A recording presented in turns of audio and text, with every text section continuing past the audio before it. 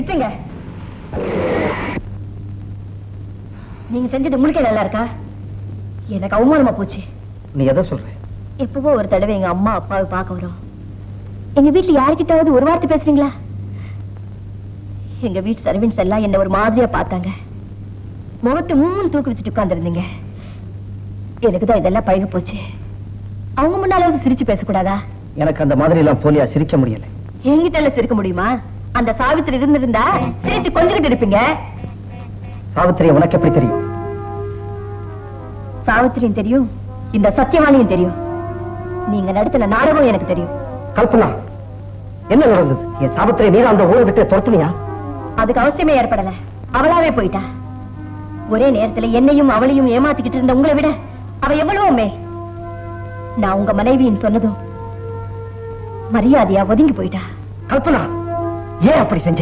பின்ன என் புருஷன் இன்னொருத்த கையில புடிச்சு கொடுத்துட்டு பிறந்த வீட்டுக்கு போய் கண்ணை கசிக்கிட்டு நிக்க நான் ஒண்ணும் முட்டாள் இல்ல.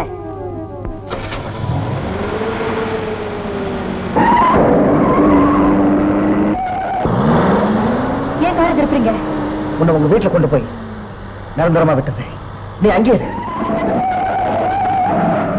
நான் சொல்றது கேளுங்க. ரமேஷ், ரமேஷ்,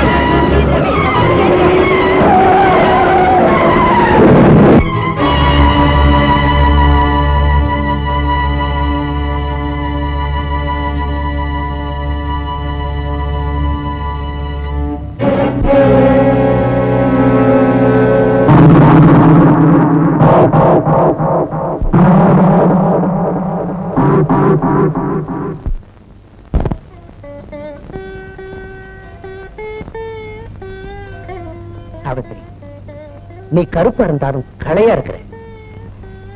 உன்னுடைய தெய்வீகமான கண்களையும் அதுல ஒளி வீசுற பரிசுத்தமான அன்பையும் பார்த்ததுமே நான் உனக்கு அடிமையாயிட்டேன். புருஷன் தான் தன்னுடைய உலகம், புருஷன் தான் தன்னுடைய வாழ்வு, எல்லாமே அவன் தான் நவநாகரிக பெண்கள் நினைக்கிறதே இல்லை. அதனாலதான் ஒரு கிராமத்து பெண்ணான உன்னை என் மனைவியா நான் தேர்ந்தெடுத்தேன். நான் ரொம்ப பாக்கியசாலி. உங்களை கணவன் அடைய கொடுத்து வச்ச நான் தான் பாக்கியசாலி. இந்த நிமிஷம் முதல் என் உடல், பொருள், ஆவி மூணையும் உங்களுக்கே சமர்ப்பணம் பண்ணிட்டேன். இனி என் வாழ்வும் தாழ்வும் உங்க காலடியில தான். என்ன சாவித்திரி இது?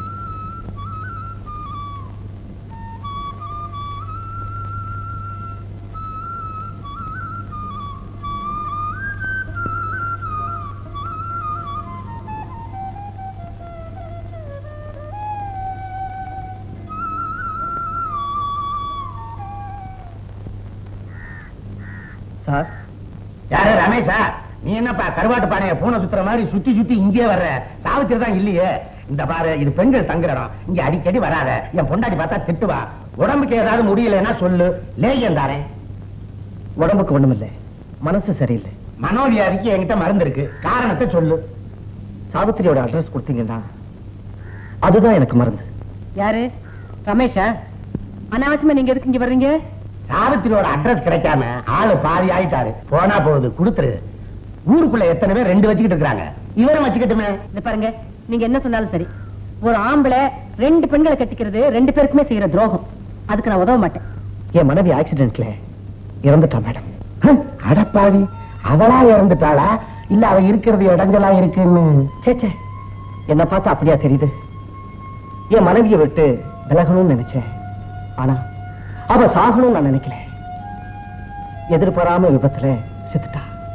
மேலும் சாவித்திரியை என்ன தப்பா புரிஞ்சுக்கிட்டு போயிட்டா. எப்படியாவது அவளை சந்திச்சு என் நிலைமையை புரிய வைக்கணும். அப்பதான் என் மனசுக்கு நிம்மதி. உங்க நிலைமையை நினைச்சா பரிதாபமாத்தான் இருக்கு. அட்ரஸ் கொடுக்குறேன், சாவித்திரி போய் பாருங்க. உங்க வாழ்க்கை இனிமையாவது நல்லபடியா அமையட்டும். Thanks madam. வாங்க. வாங்க. எங்க இங்க லட்சுமி அம்மா சாவித்திரின்னு அவங்க வீடு உங்களுக்கு தெரியுமா? அதோ பாருங்க, அங்க ஒருத்தர் உட்கார்ந்து இருக்காரு, அவரை போய் கேளுங்க, தெரியும்.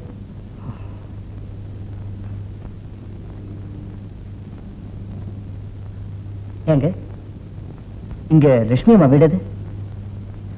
லட்சுமி அம்மாவா? அவங்களுக்கு நீங்க என்ன வேணும்? லட்சுமி அம்மாவோட மக சாவித்திரியை பார்க்கணும். சாவித்திரியா? சாவித்திரிக்கு எப்பயோ கல்யாணம் ஆகி போச்சு. சாவித்திரிக்கு கல்யாணம் ஆயிடுச்சா? நிஜமாவா? இதுல நான் ஏங்க பொய் சொல்ல போறேன்? சாவித்திரிக்கு கல்யாணம் ஆகி பொண்ணு மாப்பிள்ளையுமா சிங்கப்பூர்ல குடியேறிட்டாங்க. லட்சுமி அம்மா மட்டும் யாரோ சொந்தக்காரங்க பட்டணத்துல இருக்காங்க, அங்க தங்கி இருக்கிறேன்னு சொன்னாங்க. ஆமா, நீங்க யாரு? ஏன் ஒரு மாதிரியா முகத்தை தொங்க போட்டுக்கிட்டு இருக்கீங்க? ஒண்ணும் இல்லைங்க, நான் கொடுத்து வச்சது அவ்வளவுதான்.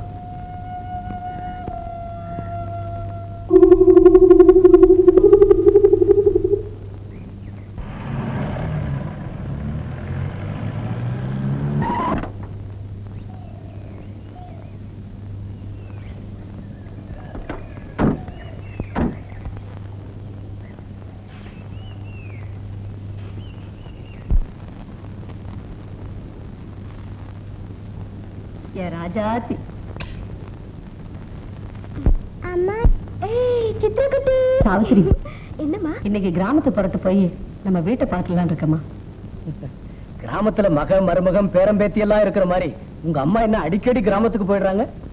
ஏம்மா, வயசான காலத்துல எதுக்குமா வீடு வீடுன்னு கிராமத்துக்கும் எங்கேயுமா அலையற? எங்க அந்த வீட்டை வித்துட்டா என்ன? வேண்டாம் சாவித்திரி, அது பூர்வீகமான வீடு. அடிக்கடி அதை போய் பார்த்துட்டு வரதுல மனசுக்கு சந்தோஷமா இருக்கு. கிராமத்து வீடு இருந்துட்டு போட்டும் சாவித்திரி, அவங்க ஆசையை நாம ஏன் கெடுப்பானே?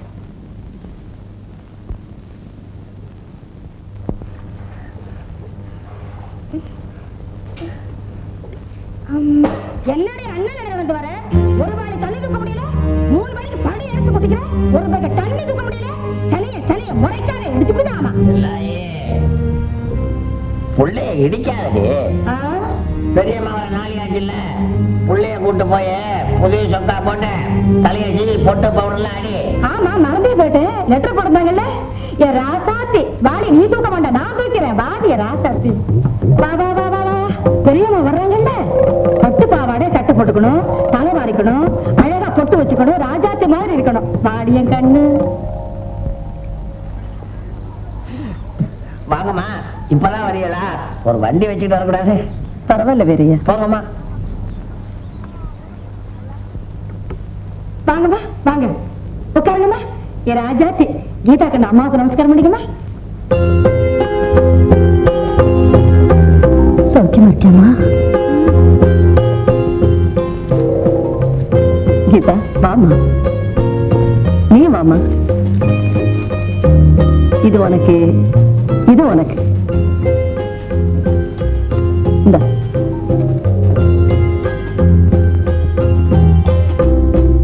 அம்மாவுக்கு இதெல்லாம் இந்த ஊர்ல கிடைக்காதுன்னு விஷயம் புரிஞ்சுக்கிட்டு தான் வாங்கிக்கிட்டு இருக்காமல் இருக்கு. ஏண்டி, நேரம் ஆச்சு, கீதாவுக்கு ஹார்லிக்ஸ் கலக்கி குடிச்சியா? 2 தடவை கலக்கி குடுத்துட்டாங்க. அதானே.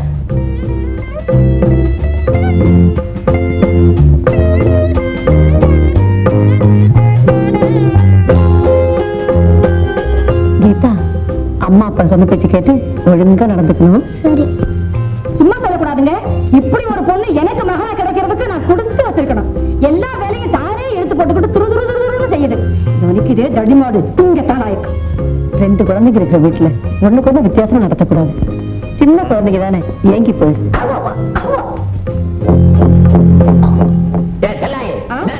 அம்மாவுக்கு சாப்பாடு ஏற்பாடு பண்ணுப்பா. வேண்டாம் வேறையா, சரி. நான் அடுத்த பஸ்ஸுக்கே ஊருக்கு போகணும். அப்படியே என் வீட்டை ஒரு பார்த்துட்டு போகணும். இந்த அம்மா, குழந்தைக்கு ஜலதோஷம் பிடிச்சிருக்கு, பெரிய டாக்டர்கிட்ட கூட்டிட்டு வரேன்னு சொல்லி இருக்கேன். இன்னைக்கு டாக்டர்கிட்ட கூட்டிட்டு வரேன்னு நான் சொல்லிட்டு வந்திருக்கேன். பாத்தீங்களா? இதையும் வச்சுக்க. ஏம்மா, மருமக மகள்லாம் சௌக்கியமா இருக்காங்களா? சிங்கப்பூர்ல சௌக்கியமா இருக்காங்க. வரேன் கீதா, வரேன் துளசி, வரேன். ஏய், செல்லாயி. டவுனுக்கு போய் அவங்கள பத்திரமா பஸ் ஏற்றி விட்டு வரேன். இந்தா டாக்டர். அதுவாமா? ஆமா. ஏண்டி இப்படி எல்லாத்தையும் வாங்கிட்டா என் கை செலவுக்கு என்ன பண்ற? அம்மா இருக்கிறாங்க, பாத்துக்கிறேன்.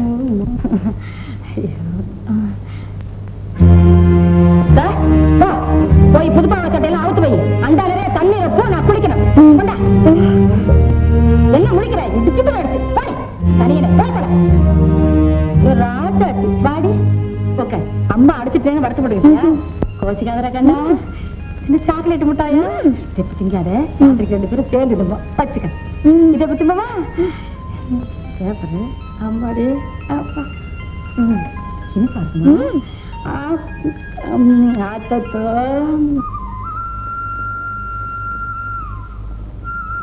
கீதா, நீ ஏன் ஒரு மாதிரியா இருக்க? துளசி, எனக்கு ஒரு சந்தேகம். என்ன? நான் உன்னை கேட்பேன், அது அம்மாட்ட சொல்லக்கூடாது. சரி சொல்லு. அம்மாவுக்கு நானும் பிள்ளை, நீயும் பிள்ளை. ஆனா என்ன மட்டும் ஏன் திட்டிக்கிட்டே இருக்காங்க?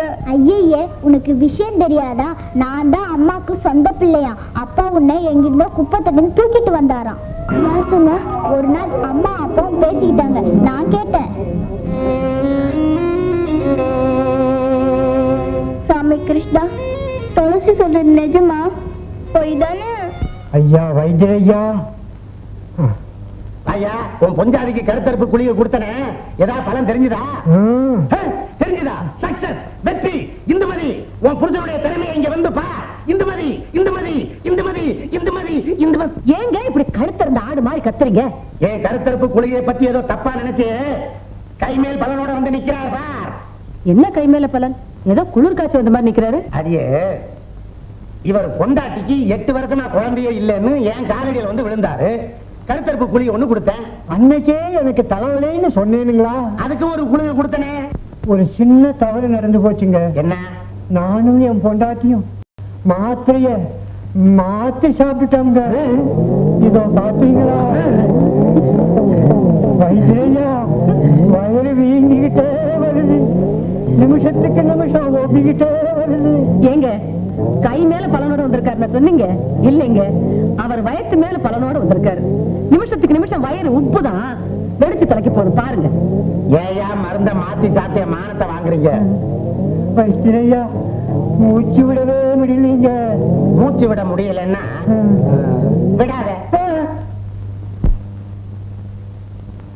வணக்கம் வீரையா.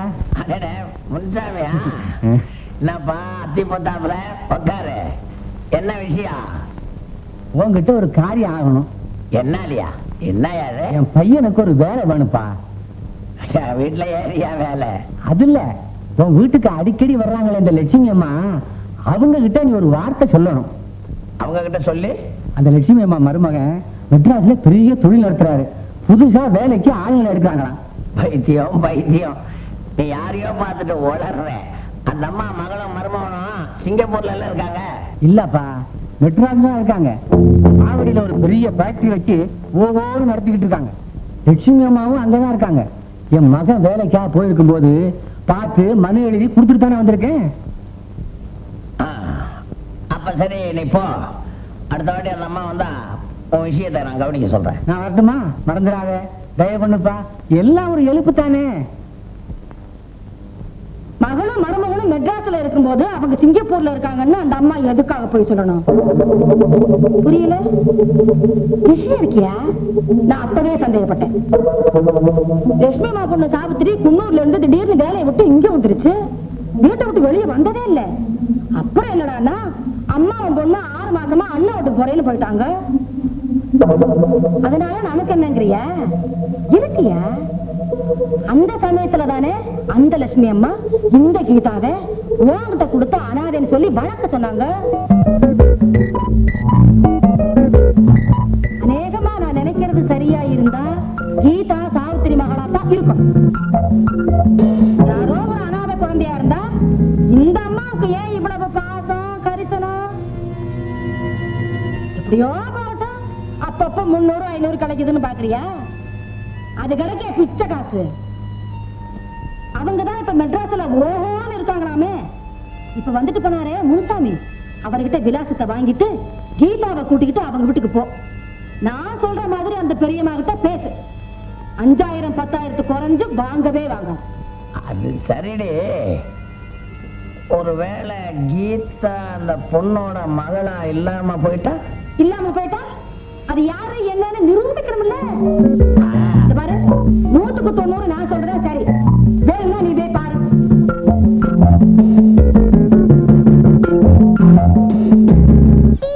ஒளிஞ்சுக்கிட்டுமா? ஒளிஞ்சுக்க வந்து பிடிக்கிறேன். ஓடு ஓடு ஓடுனியா? ஒளிஞ்சுக்கிட்டியா?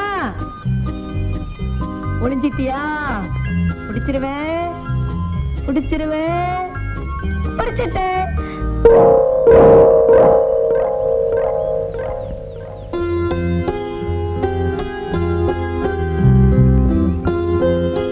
இந்த புள்ளைய உங்களுக்கு பிடிக்காம இருக்குமாமா? வணக்கலட்சுமிமா. சரியா? நீயா? ஆமாம்மா, நானே தான். அப்பாடி, மகளும் மருமகனும் இவ்வளவு சௌகரியமா இருக்கிறப்ப பாவம் இந்த புள்ள மட்டும் என் குடிசையில வந்து கஷ்டப்படணுமாம்மா. அம்மா, என் பொண்டாட்டி இருக்காள, அவ ஒரு பிசாசு. நீங்க கொடுக்குற பணத்தையும் வாங்கிக்கிறா, புள்ளைய பண்ணாத கொடுமை பண்றா. பார்க்க எனக்கு சகிக்கலம்மா. அம்மாடி, அந்த பூவெல்லாம் பாருப்போ. நீ பெதுக்கு வந்த வேறையா? நான் தான் அப்பப்ப பணம் கொண்டாந்து கொடுக்கறேன்ல. கொடுக்குறீங்க, ஆனா உங்க பேத்தி படுற கஷ்டத்தை பார்க்க முடியல. உங்க பேத்தின்றது எனக்கு எப்படி தெரியும் பாக்குறீங்களா? எப்படியோ தெரிஞ்சிச்சு. இது வெளியே தெரிஞ்சாதானே ஆபத்து. சத்தியமா சொல்லல. இவளை இங்க வச்சுட்டா பல சிக்கல் வரும் வேறையா? விஷயம் வெளியே தெரிஞ்சாதானமா சிக்கல் வரும். இது ஒரு வேலைக்கார பிள்ளைய சேர்த்துக்கங்க. நல்ல துணிமணி கிடைக்கும், நல்ல சாப்பாடு கிடைக்கும். அம்மா கண் பார்வையிலேயே குழந்தைய சந்தோஷமா இருக்கும்.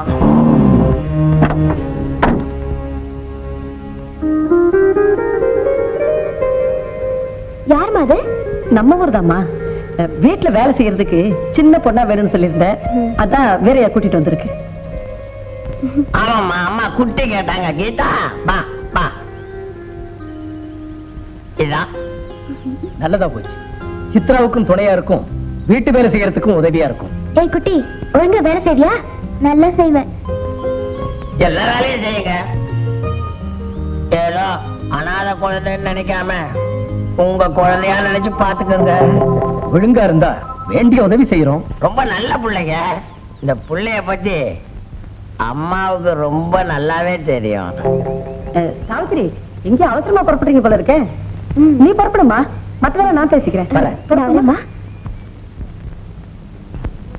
கீதா, நீ உள்ள போமா. அம்மா, நல்லாவே சமாளிக்கிறீங்க. சமய சந்தர்ப்பம் ஒத்து வந்தா நீங்க ஒரு மந்திரியா கூட ஆகலாமா? சரி சரி, நீ புறப்படு. கீதாவை நான் பாத்துக்கிறேன். சும்மா போனா எப்படிமா? வீட்டுல எவ்வளோ செலவு இருக்கு. ஒரு 5000 கொடுக்கறது. 5000? உங்க மகளோட நல்வாழ்க்கைக்கு இந்த 5000 ரூபாய் தடங்களா இருந்துடக்கூடாதும்மா. இப்ப பாத்தீங்களா, உங்க மகளும் மருமகனும் ராஜாவும் ராணி மாதிரி கை கோத்துக்கிட்டு அதுவும் கார்ல போறாங்க. இந்த ரகசியம் வெளியே தெரிஞ்சா கை கோத்துக்கிட்டு போக முடியுமா? 5000 இப்படி திடீர்னு 5000 ரூபாய் கேட்டா நான் என்ன பண்ணுவேன்? இப்ப இருக்கிறத கொடுங்க, அப்புறமா வீட்டு செலவுல ஒதுக்கி வச்சு கொடுங்க. என்னடா மகளோட பணத்தையே திருடலான்னு பாக்குறீங்களா? எதுக்கு உங்களுக்காக வச்சிருக்கீங்க? இல்லையே, மகளோட நல்வாழ்க்கைக்கு தானே. போய் எடுத்துக்கிட்டு வாங்கம்மா.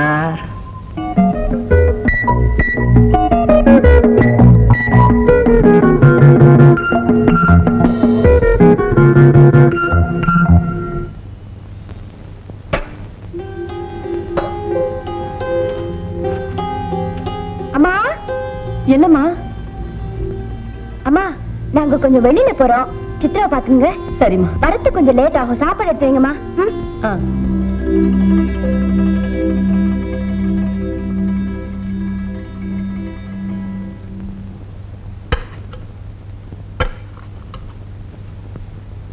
கீதா, கீதா, இந்த அடக்கணும் புது சட்டை போட்டுக்க. எனக்கா? உனக்கே தான் கண்ணு. பாட்டி எனக்கே வா. உனக்கே தான்டா. சீக்கிரம் போய் போட்டு வா.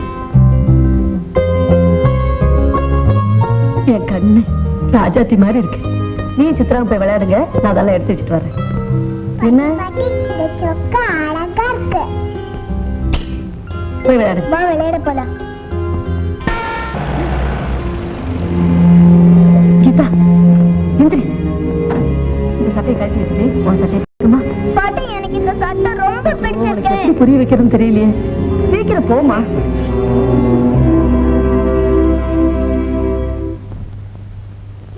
சித்ரா நீ இன்னும் தூங்கல? அம்மா நான் விளையாடிக்கிட்டு இருக்கேன்.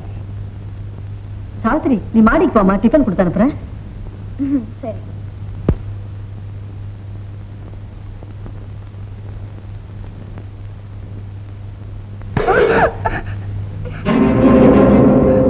என்ன எடுத்துட்டு வந்து கூட துப்பு இல்ல? பாத்து கூடாது. ஐயோ என்னாச்சு? கீழே போட்டாள? பதார்த்தம் எல்லாம் சூடா இருந்தது. சின்ன குழந்தை தானே, கை தாங்க முடியாம போட்டா போல இருக்கு. இல்லம்மா எல்லாத்தையும் கொட்டிட்டாளே. ஏதாவது இருக்க சாப்பிடறதுக்கு? நான் கொண்டாந்து கொடுக்குறேன், நீ போமா.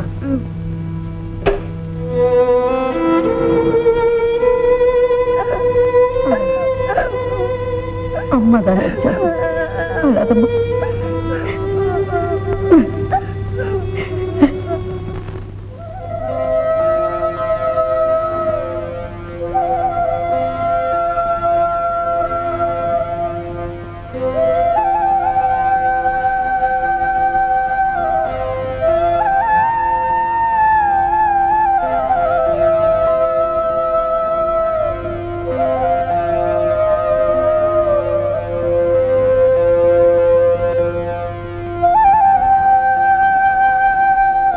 கிருஷ்ணா நீ குழந்தையா இருக்கும்போது ரொம்ப குறும்பு பண்ணுவியா. உன்னை எல்லாரும் கும்பிடுறாங்க. நான் ஒரு தப்பும் பண்றது இல்ல, என்ன மட்டும் திட்டுறாங்களே. ஏன்? என்ன கீதா நீ பொம்மை கிட்ட பேசிட்டு இருக்க? இது பொம்மை இல்ல, சாமி. நாம பேசுறதெல்லாம் அவரு கேக்கும். நம்ம கூட விளையாட கூப்பிட்டா அவர் வருவாரா? நிஜமா வருவாரு. ஆபத்து நேரத்துல எல்லாம் வந்து எல்லாருக்கும் உதவி பண்ணுவாரு. அவரு பெரிய ராட்சசங்களை எல்லாம் கொண்டிருக்காரு, பெரிய பாம்பை எல்லாம் கொண்டிருக்காரு. இவரு புல்லாங்குழல் எடுத்து ஊதுறத கேட்டா பசுக்கள் எல்லாம் மயங்கிடுமா. பக்தியோட அவரை நினைச்சா உன் கண்ணு முன்னாலேயும் வருவாரு.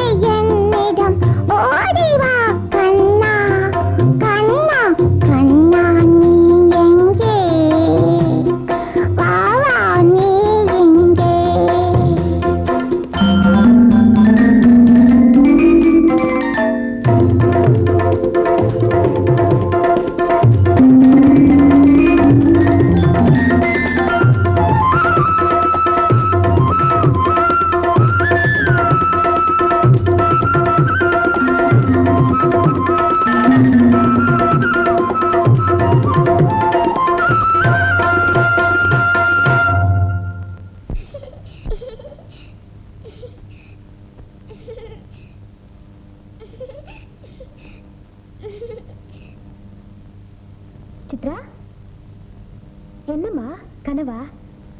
ஆமா, கண்ணாசாமி வந்தாரு. என் கூட விளையாடினாரு. விளையாடினாரா? சரி வா தூங்கு. இல்லையா, இந்த வீடோ சொத்தோ எனக்கு சொந்தம் இல்ல. என்னதான் வீட்டு செலவுல மிச்சம் பிடிச்சாலும் 500-600க்கு மேல தேர மாட்டேங்குது. இப்படி அடிக்கடி வந்து பணம் கேட்டு என் கழுத்து அறுக்காது. சரி வேணாம், குமாரையா கிட்ட சொல்லி வாங்கிக்கிட்டுங்களா? என்ன எப்படி பாக்குறீங்க? எப்படி கொடுப்பாருனா? 1000 இருந்தாலும் குமாரையா பெரிய இடத்து பிள்ளையாச்சே. குமாரையாவோட பொண்டாட்டிக்கு கல்யாணம் ஆகிறதுக்கு முன்னாடியே ஒரு குழந்தை இருக்குன்னு இந்த நல்ல சேரிய ஊருக்குள்ள பரப்புனா போறாரு. தனக்கு அவமானம் ஆச்சேன்னு நினைச்சு இந்த பணத்தை தூக்கி மூஞ்சில விட்டு எறிய மாட்டாரு. ஆனா அதை பண்ணிடுவேன். உங்க பொண்ணோட வாழ்க்கைய நினைச்சாதான் எனக்கு கவலையா இருக்கு. இல்லையா, அப்படியெல்லாம் செய்தினா நீ நாசமாத்தான் போயிடுவேன். ஏமா, நான் என்னம்மா அப்படி தப்பு பண்ணிட்டேன்? எப்படியோ தப்பு பண்ணவங்க எல்லாம் காரும் பங்களாவுமா இருக்காங்களம்மா. அவங்கள விட நான் கட்டவுனாம்மா.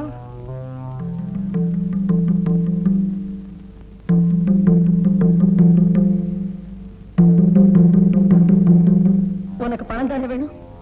திருடியாவது தரேன். இனிமே இந்த பக்கம் வராது. மொத்தமா ஒரு 20 ரூபா கொடுத்துட்டீங்கன்னா நான் இந்த பக்கமே வரமாட்டேம்மா. இப்ப அவ்வளவு முடியாது. இப்ப முடியலன்னா இருக்கிறத கொடுங்க, செலவான உடனே வந்து கேக்குறேன்.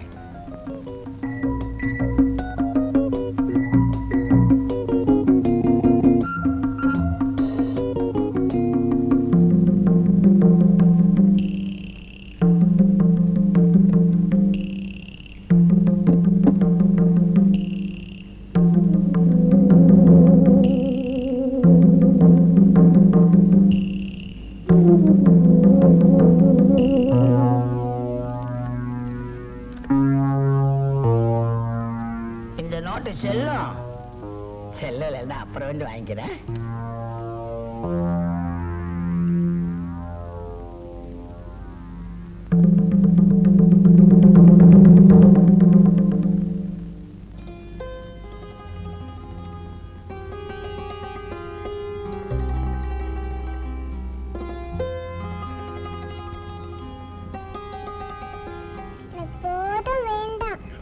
நான் கீதாவை கொடுக்குறேன். அவ சமத்தா சாப்பிடுற பத்தியா? கொஞ்சம் சாப்பிடு கண்ணே.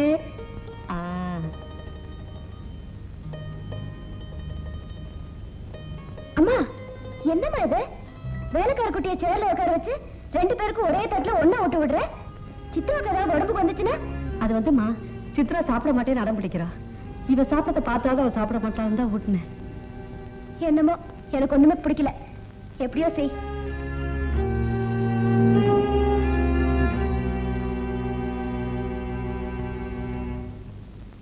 கீதா, சின்னவ என்ன பண்றாங்க? சித்ராவை கூட்டிக்கிட்டு சினிமாக்கு போக போறாங்க. நீ சினிமா பாத்திருக்கியா? நீயும் போறியா? ஆசையா இருக்கு. அம்மா, நாங்க சினிமாக்கு போயிட்டு வரோம். கீதாவை கூட்டிட்டு போயேன். சித்ராவுக்கு துணையா இருக்குமேம்மா, அதுக்காகத்தான் சொன்னேன். சாவித்ரி, ரெடி போலாமா? சரி அனுப்பு. சித்ரா,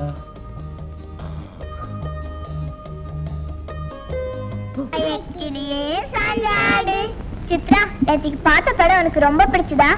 அல்ல வரானே மீசக்காரன் பிடிக்கவே அவனை கடைசியில ஒதன்னு வச்சிட்டாங்களே.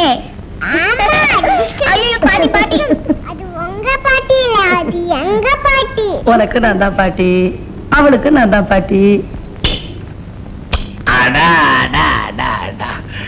ரெண்டு பேட்டிங்களோட பாட்டி கொஞ்சிக்கிட்டு இருக்கிறத பாக்குறதுக்கு இந்த கண்ணு என்ன தவம் பண்ணிச்சோ?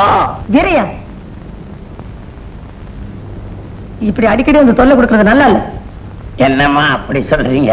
இந்த புள்ளைய உங்க மகளே பெற்றிருந்தாலும் வழக்க மனம் பிச்சு, பெத்த மனம் கல்லாகி போச்சு. அதனால புள்ள மேல இருக்கிற பிச்சு தாங்க முடியாம வந்தம்மா, பிச்சு பிடிச்சு போய் பார்த்துட்டு போலாமேன்னு வந்தம்மா. நீ எதுக்கு வந்தேன்னு எனக்கு தெரியும். தெரியுதுல்ல, ஒரு 25,000 ரூபாய மூஞ்சில விட்டு எறிஞ்சிட்டா வந்த பக்கம் தெரியாம போயிடுவேன். எங்கிட்டே பணம் உங்ககிட்ட இல்லன்னா என்னம்மா? உங்க மக கிட்ட போய் கேளுங்க. உங்க மக கிட்ட போய் அடிய விஷயம் இப்படியா, அந்த கழுத பயலுக்கு ஒரு 25,000 ரூபாய் விட்டறிஞ்சிட்டோம்னா அந்த ராசுகோல் இந்த பக்கமே வரமாட்டான்னு சொல்லுங்க. என்னம்மா யோசிக்கிறீங்க? பெத்த புள்ளையவே மறைக்க தெரிஞ்சவங்களுக்கு புருஷங்கிட்ட இருந்து ஒரு 25,000 ரூபாய் மறைக்க தெரியாதுன்னு நினைக்கிறீங்க?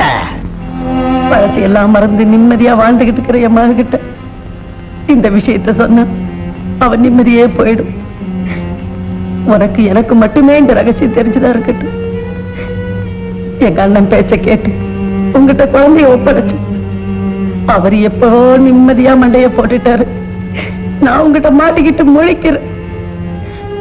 சத்தியமா சொல்றேன், என்கிட்ட பணம் இல்ல. நிறையா உன்னை கையெடுத்து கும்பிடுறேன். கொஞ்ச நாளைக்கு இந்த பக்கம் வர வேண்டாம்.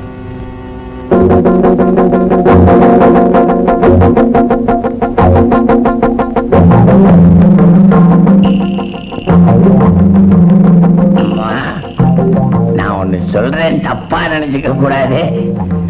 காப்பு போட வேண்டிய கையில வளையல போட்டு வச்சிருக்கீங்க, பாக்குறதுக்கே அசிங்கமா இருக்குமா.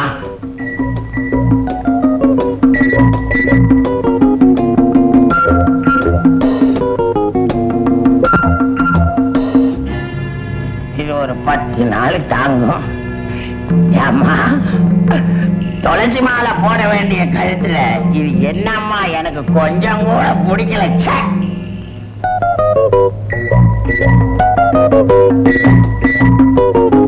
அப்பாடா, ஒரு மாசத்துக்கு இந்த பக்கமே வரமாட்டேன்.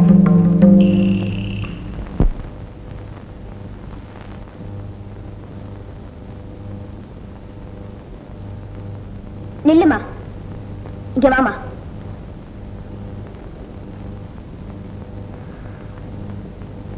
நீ இப்படி முறத்தவர் நடந்துக்குவேன்னு நான் கனவுல கூட நினைக்கலமா. என்னம்மா சொல்ற? எனக்கு ஒண்ணும் தெரியாதுன்னு நினைக்கிறேன். நான் எல்லாத்தையும் பார்த்துட்டு தான் இருக்கேன். சாவித்திரி, வீரையே எங்க அடிக்கடி வர்றதோ நீ அவனுக்கு பணம் கொடுக்கறதோ எதுக்குமா? கையில கிடக்கிற வளையலையும் கழுத்துல கிடக்கிற சேனியும் கைட்டு கொடுக்கிற அளவுக்கு அப்படி என்ன வருது? சாவித்திரி, அந்த கீதாவை இங்க கொண்டு வந்து விட்டதோ நீ அவகிட்ட அளவு கடந்த பாசத்தோட பழகிறதோ நினைச்சு பார்த்தாலே உடம்பு நடுங்குது. இதையும் நான் பார்த்திருந்தால பரவாயில்ல, அவர் பார்த்திருந்தா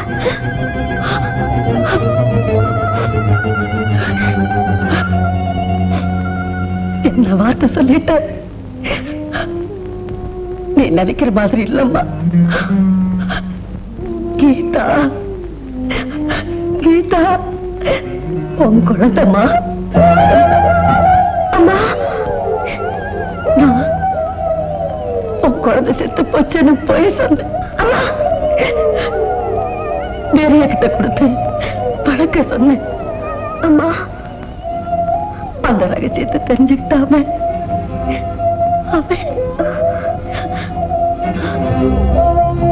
சாவித்திரி, கொஞ்சம் குடிக்க தண்ணி கொடுமா.